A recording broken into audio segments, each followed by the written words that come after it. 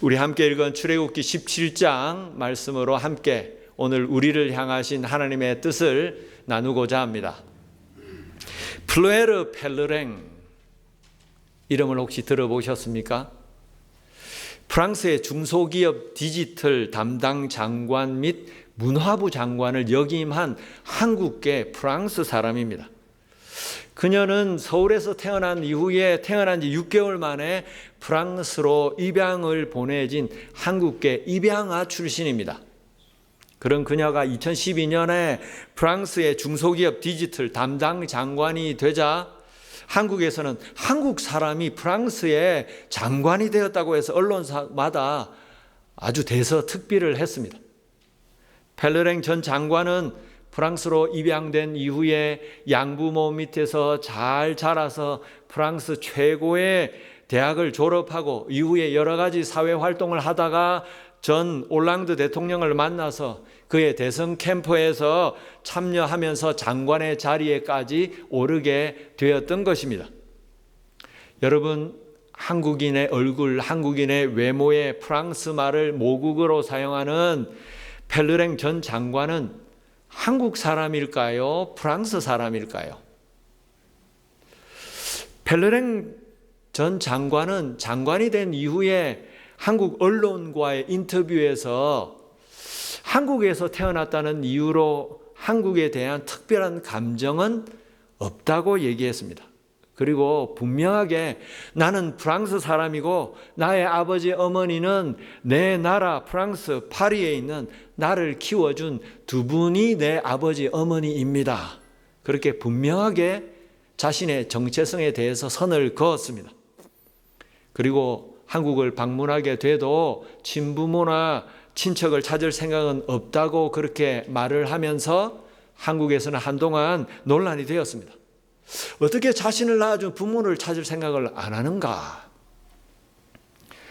여러분, 펠르랭 전 장관은 본인이 스스로 이야기한 대로 겉모습은 한국 사람입니다만 그녀는 100% 프랑스 사람입니다. 그런데 우리 한국 사람들은 한국인 혈통을 가지고 있고 한국인 외모만 되면 다 한국 사람이다 생각을 하는 것입니다. 여러분, 사람은 항상 누구나 눈에 보이는 겉모습만을 보고 판단할 때가 많습니다. 사람뿐만 아니라 우리가 매일 겪으며 살아가는 우리의 삶에 늘 다가오는 여러 가지 일상사들에 대해서도 그렇습니다. 사람들은 언제나 당장 눈앞에 벌어진 문제, 사건, 사고의 그 모습만을 보고 그것만을 고민하며 생각합니다.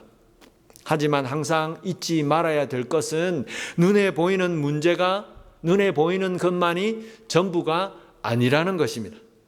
눈에 보이는 그 문제와 사건, 사고 이면에는, 그 뒷면에는 우리가 미처 생각도 못했던 그 문제의 본질이 있다는 것을 우리는 늘 기억해야 합니다. 우리가 하는 신앙생활이 그렇습니다.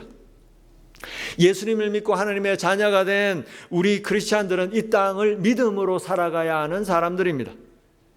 그래서 매일매일 우리에게 닥치는 여러 가지 문제들을 우리는 믿음으로, 영적인 눈으로 바라보아야 합니다.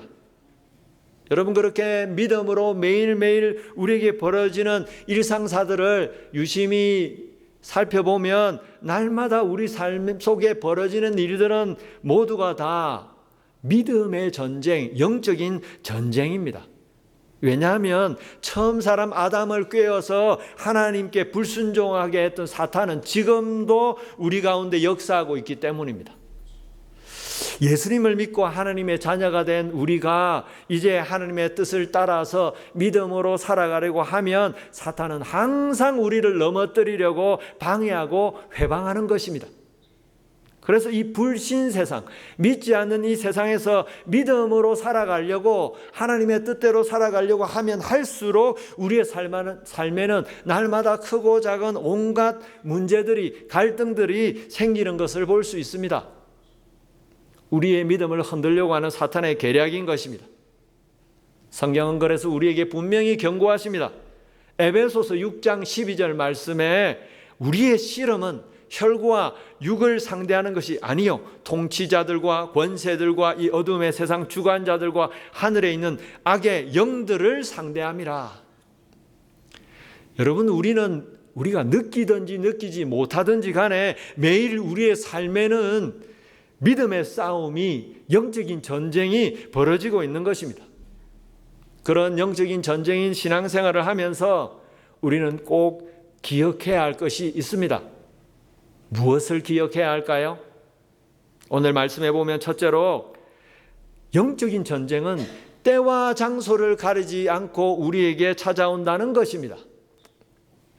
오늘 성경에 보면 이스라엘 백성들은 이집트를 빠져나온 이후에 이제 처음으로 이방 민족들과 싸움을 하게 됩니다. 아말렉 족속입니다. 이스라엘 백성들은 홍해를 하나님이 주시는 그 기적적인 능력으로 육지와 같이 건너서 광야로 들어왔습니다. 광야에서 마실 물이 없어서 목말라 할 때에 하나님은 마실 물을 공급해 주시고, 먹을 양식이 없어서 배고프고 굶주릴 때에 만나와 메추라기를 보내주셔서 목숨을 부지하게 해주셨습니다. 그리고 특별히 오늘 이 말씀 앞에 저들이 마사와 머리바라는 지역에 가서 마실 물이 떨어지자 하나님 앞에 원망하고 모세를 원망할 때에 하나님은 다시 모세를 통해서 메마른 반석을 치게 하셔서 마른 반석에서 샘물이 솟아나게 하시고 저들로 목숨을 부지하게 해주셨습니다. 그렇게 하나님의 기적적인 은혜로 날마다 하나님을 경험하는 이스라엘 백성들에게 드디어 아말렉 족속이 기습적으로 쳐들어온 것입니다. 아말렉 족속은 어떤 사람들입니까? 아말렉 족속은 야곱의 형인 에서의 손자 아말렉의 후손들입니다. 아말렉이란 이름은 전쟁을 좋아한다라는 뜻을 가지고 있습니다. 그래서 아말렉 족속들은 팔레스타인 가나안 땅에서도 특별히 전쟁을 하는, 남의 것을 노략질하는 그런 민족이었습니다. 그 당시에 팔레스타인 지역에는 이미 이스라엘 백성들에 대한 소문이 쫙 다 퍼져 있었습니다. 이집트에서 노예 생활하던 히브리인들, 이스라엘 백성들이 이제 저들이 섬기는 하나님의 기적적인 능력으로 이집트 땅을 탈출을 해서 홍해를 건너서 이제 가나안 땅으로 들어오고 있다라는 그런 이야기들이 이방 민족들 사이에 퍼져 있었습니다. 그렇게 이스라엘 백성들에 대한 경계심이 퍼져 있는 상태에서 이스라엘 백성들이 아말렉 족속들이 살고 있는 땅을 지나가려고 하자 호전적인 아말렉 족속들은 미리 선수를 쳐서 이스라엘 백성들을 먼저 기습적으로 공격해 온 것입니다. 여러분, 날마다 우리에게 닥치는 사건, 사고, 문제들 역시 아말렉 족속이 기습적으로 이스라엘 백성들을 공격한 것처럼 아무 예고 없이 우리를 찾아옵니다. 신앙생활, 우리가 하는 삶에 영적인 전쟁이 터지는 것도 그렇습니다. 우리는 믿음으로 살아가려고 할 때마다 벌어지는 영적인 전쟁은 때와 장소를 가리지 않습니다. 우리가 말씀으로, 기도로 은혜를 많이 받고 하나님 앞에서 늘 감사하고 기뻐하고 즐거워할 때나, 아니면 하나님 앞에 연약해져서 넘어져서 범죄하고 믿음이 흔들릴 때나, 때와 장소를 가리지 않고 사탄은 무차별적으로 우리를 공격하는 것입니다. 어떻게 해서든지 하나님의 자녀된 믿음으로 구원받은 우리로 믿음으로 살지 못하고 세상 사람들처럼, 믿지 않는 사람들처럼 그렇게 살도록 우리를 주저앉히려고 늘 호시탐탐 우리를 노리는 것입니다. 그래서 우리는 영적으로 깨어 있어야 합니다. 육신을 입고 이 땅에 오셨던 예수님도 그러셨습니다. 예수님은 30살이 되자 이제 하나님께서 보내신 그 구원의 사역을 감당하기 위해서 메시아로서의 공생애를 시작하셨습니다. 그렇게 메시아로서의 공생애를 시작하시기 전에 예수님은 광야로 가셔서 40일 밤낮을 금식하신 이후에 사탄에게 시험을 받으셨습니다. 성경에 보면 사탄은 광야에서 예수님을 3번 시험했다고 했습니다. 예수님은 그 3번의 사탄의 시험을 말씀으로 물리치셨습니다. 여러분, 그런데 주님을 넘어뜨리려는 사탄의 시험은 광야의 그 3번의 시험으로 끝났을까요? 아닙니다. 광야에서의 사탄의 시험을 시작으로 예수님께서 십자가에 못 박혀 죽으시는 그 마지막 순간까지 사탄은 계속해서 예수님을 넘어뜨리려고 그렇게 시험했습니다.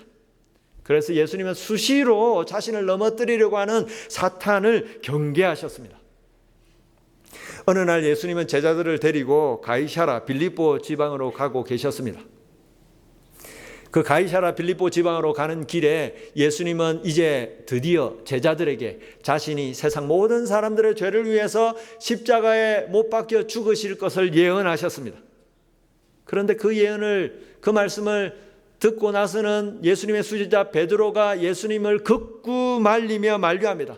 예수님 그렇게 죽으실 수 없습니다. 우리가 그렇게 죽도록 내버려 두지 않을 것입니다. 그러자 예수님께서 베드로를 향해서 무엇이라고 말씀하셨습니까?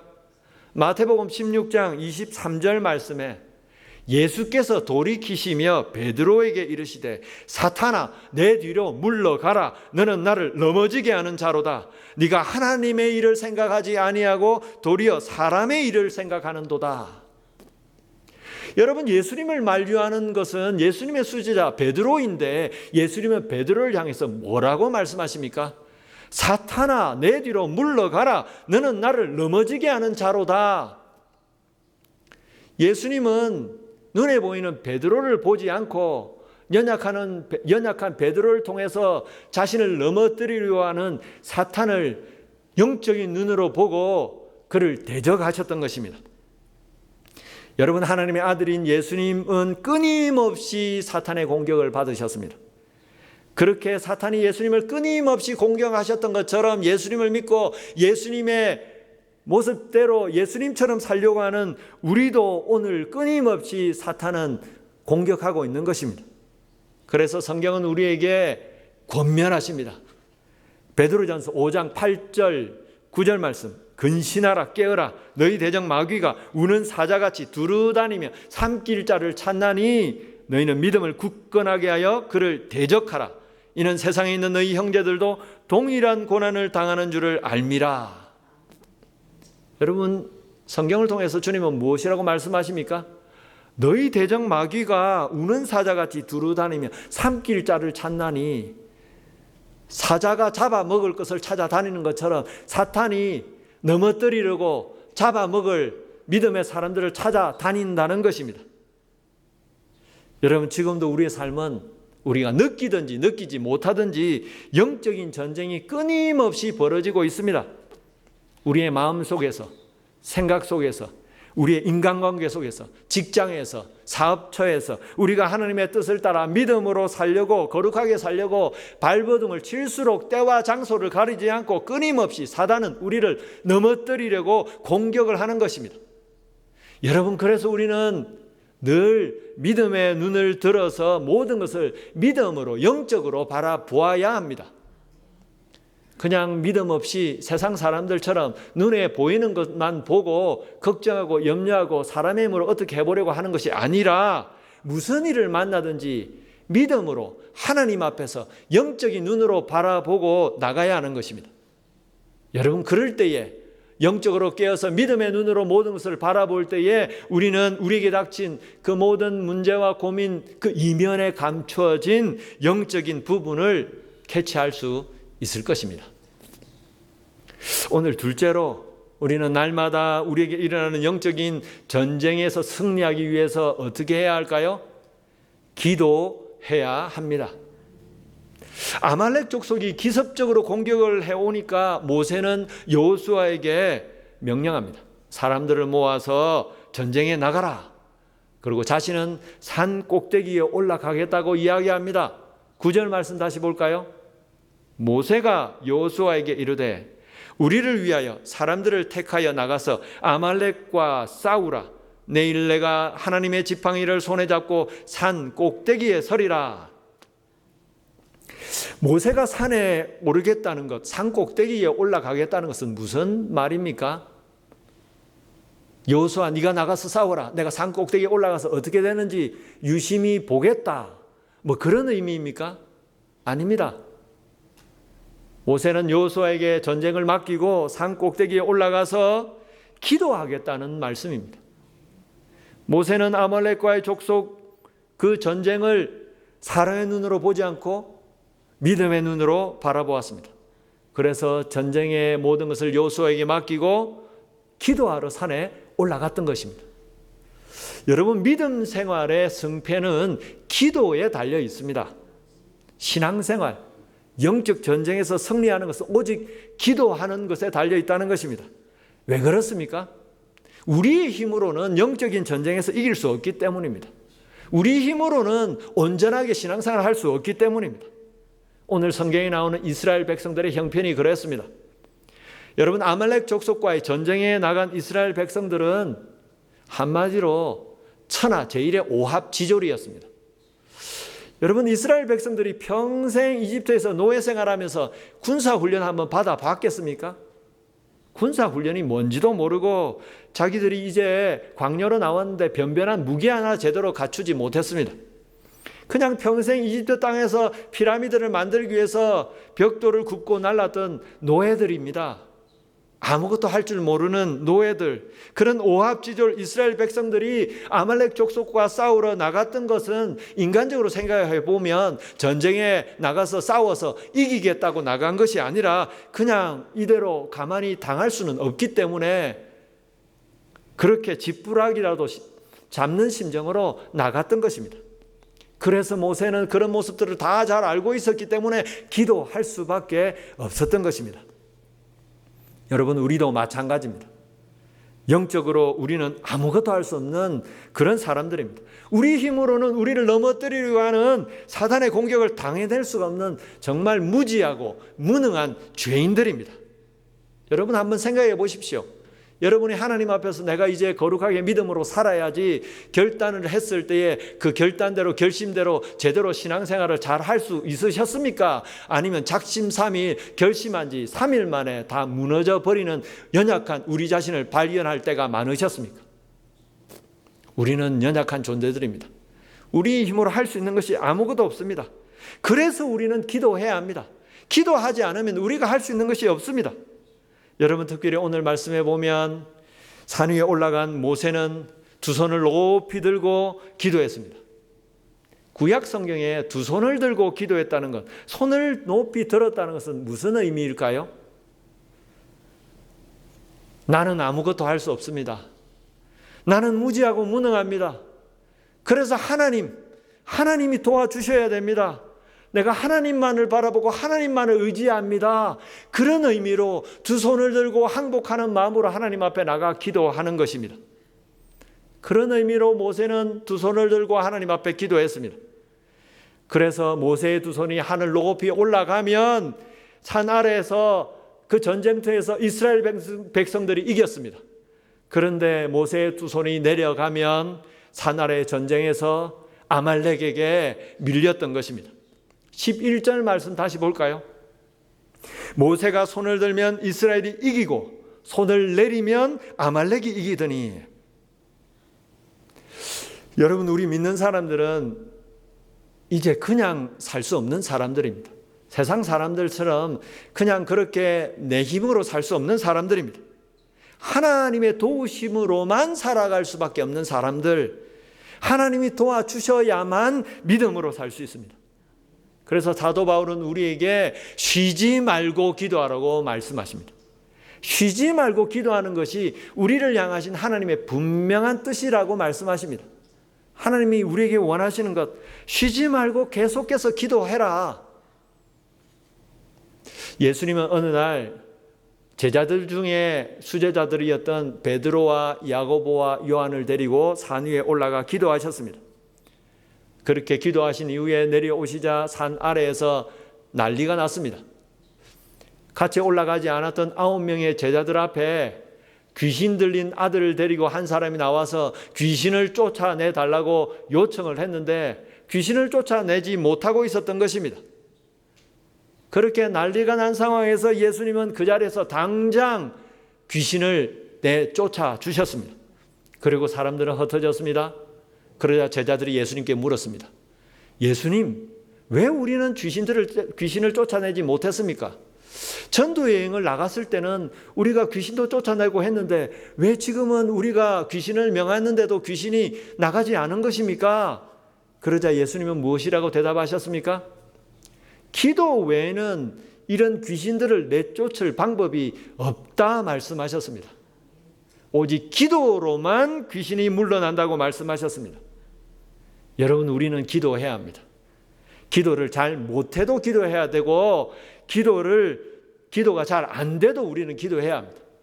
기도할 시간이 없어도 기도해야 되고 기도할 수 있는 그런 자리가 아니어도 언제 어디서나 쉬지 말고 기도해야 됩니다. 여러분, 우리가 숨을 쉬지 않으면 죽을 수밖에 없기 때문에 때와 장소를 가리지 않고 우리는 본능적으로 숨을 쉬는 것처럼 우리가 기도하지 않으면 우리의 믿음은 소멸되고 퇴보하고 우리의 믿음은 그렇게 사라져서 영적으로 죽을 수밖에 없는 것입니다. 그래서 하나님의 말씀대로 어찌하든지 간에 어떤 상황과 환경 가운데서도 쉬지 말고 계속해서 기도해야 하는 것입니다. 여러분, 오늘 우리는 얼마나 기도하고 있습니까? 무엇을 위해 기도하고 있습니까? 우리는 얼마나 간절하게 기도하고 있는 것입니까? 기도해야 하는 줄 다 알면서도 바쁘다 보니까 몸이 피곤하다 보니까 그냥 그렇게 기도를 쉬고 있지는 않습니까? 여러분, 기도를 쉬고 있다면, 기도에 손을 내리고 있다면 이미 우리는 영적 전쟁에 지고 있는 것입니다. 우리의 영적인 생명은 그렇게 죽어가고 있는 것입니다. 여러분, 우리가 정말 하나님의 은혜를 다시 경험하고 싶다면, 우리의 신앙생활이 다시 회복되기를 원한다면 우리는 다시 기도의 자리로 나가야 할 것입니다. 그렇게 다시 기도의 자리에 함께 나가서 우리의 영적인 믿음을 회복하는 저와 여러분 되기를 바랍니다. 오늘 마지막으로 우리가 날마다 우리 삶에 벌어지는 믿음의 삶, 영적인 전쟁에서 승리하기 위해서 우리에게는 무엇이 필요할까요? 기도의 동력자가 필요합니다. 아말렉 족속과의 전쟁을 여호수아에게 맡기고 산에 올라간 모세는 두 손을 높이 들고 하나님 앞에 간절하게 기도했습니다. 아무것도 할 줄 모르는 오합지졸 이스라엘 백성들이 그렇게 호전적인 아말렉 족속들과 싸우러 나갔는데 하나님 제발 도와주십시오. 그런데 그렇게 간절하게 기도하던 모세의 손이 자꾸만 아래로 내려갔습니다. 80세의 모세는 손을 계속 그렇게 높이 들고 있을 수가 없었던 것입니다. 모세는 홍해를 갈랐던 능력의 종이었지만 그 역시 연약한 육신을 가진 인간이었기 때문에 아침부터 산꼭대기에 올라가서 손을 높이 들고 기도했지만 이제 지치고 피곤하다 보니까 하루 종일 그 손을 높이 들고 있을 수가 없었습니다. 여러분, 그런데 모세의 두 손이 그렇게 아래로 처지니까 모세가 지쳐서 모세의 기도가 흐지부지해지니까 산 아래에서 벌어지는 전쟁에서 이스라엘 백성들이 아말렉에게 지고 있었습니다. 그렇게 산 아래의 전쟁에서 서로 밀고 당기는 접전이 계속되자 모세의 곁에 있던 아론과 훌이 모세의 양손을 잡아 올립니다. 12절 13절 볼까요? 모세의 팔이 피곤함에 그들이 돌을 가져다가 모세의 아래에 놓아 그가 그 위에 앉게 하고 아론과 훌이 한 사람은 이쪽에서 한 사람은 저쪽에서 모세의 손을 붙들어 올렸더니 그 손이 해가 지도록 내려오지 아니한지라. 여호수아가 칼날로 아말렉과 그 백성을 쳐서 무찌르니라. 모세와 함께 산에 올랐던 아론과 훌이 모세의 기도를 도왔습니다. 여러분, 우리도 연약한 육신을 가진 인간입니다. 그래서 영적으로 깨어서 기도하려고 하면 할수록 여러 가지 방해거리가 생깁니다. 특별히 육신의 연약함 때문에 기도의 자리를 계속 지키지 못할 때가 많습니다. 여러분, 그럴 때에 우리에게 필요한 것은 무엇입니까? 우리와 함께 기도하며 싸워줄 기도의 동력자가 필요한 것입니다. 예수님도 그러셨습니다. 예수님은 십자가에 달려 돌아가시기 전에, 저들에게 잡히시기 전에 마지막으로 기도하시기 위해서 겟세마네 동산으로 가셨습니다.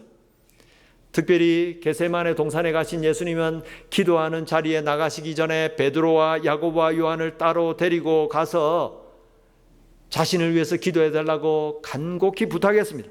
마태복음 26장 37절 38절 말씀, 베드로와 세베대 두 아들을 데리고 가실새 고민하고 슬퍼하사 이에 말씀하시되 내 마음 매우 고민하여 죽게 되었으니 너희는 여기 머물러 나와 함께 깨어 있으라 하시고, 내가 이제 마음에 너무 심히 고민이 되니 너희는 이곳에서 나와 함께 깨어서 같이 기도해 주라, 그렇게 부탁하신 것입니다.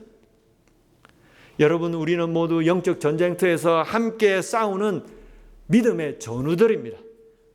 전장터에서 함께 싸우는 믿음의 전우들은 서로가 서로를 엄호하면서 서로의 목숨을 지켜주면서 함께 싸워 나가야 할 사람들입니다. 여러분, 그런데 그런 믿음 생활, 신앙 생활, 영적 전쟁터에서 내가 졸고 있다면 어떻게 될까요? 내 주위에 있는 나와 함께 전우가 된 우리 형제 자매들, 성도들은 힘들 수밖에 없는 것입니다. 여러분, 오늘 우리는 서로가 서로에게 진정한 기도의 동력자가 되어야 할 것입니다. 영적 전쟁에서 함께 기도로 싸워줄 전우가 되어야 합니다. 그럴 때에 우리는 서로가 서로 믿음을 세워주는 아름다운 신앙의 공동체가 될 수 있을 것입니다. 여러분, 오늘 저와 여러분은 하나님 앞에서 혼자 신앙생활을 할 수 없기 때문에 하나님께서 교회라는 믿음의 공동체로 불러주셔서 함께 신앙생활을 하게 주셨습니다.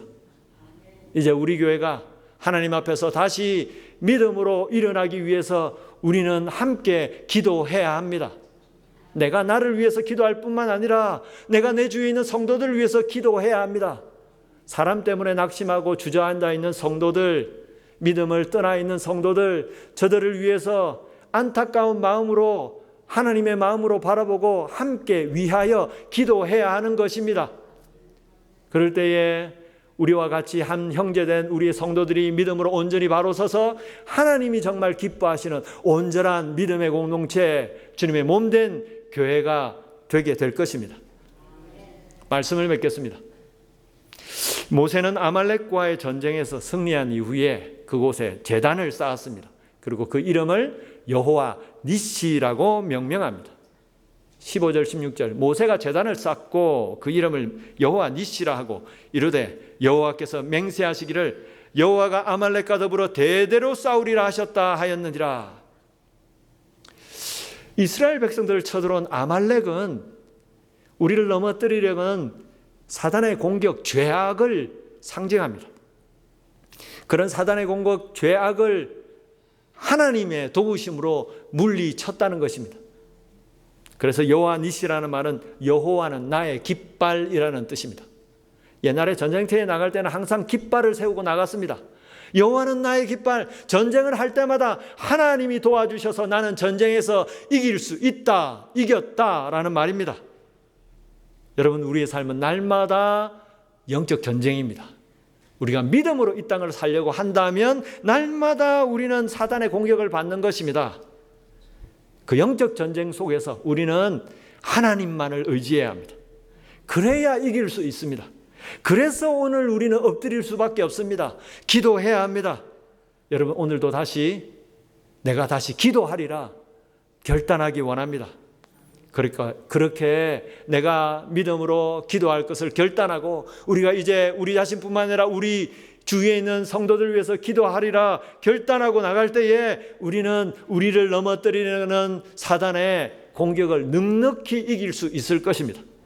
오늘도 그렇게 기도로 영적으로 깨어서 날마다 하나님 앞에서 믿음으로 승리하는 삶을 살아가는 저와 여러분 되기를 주님의 이름으로 축원합니다.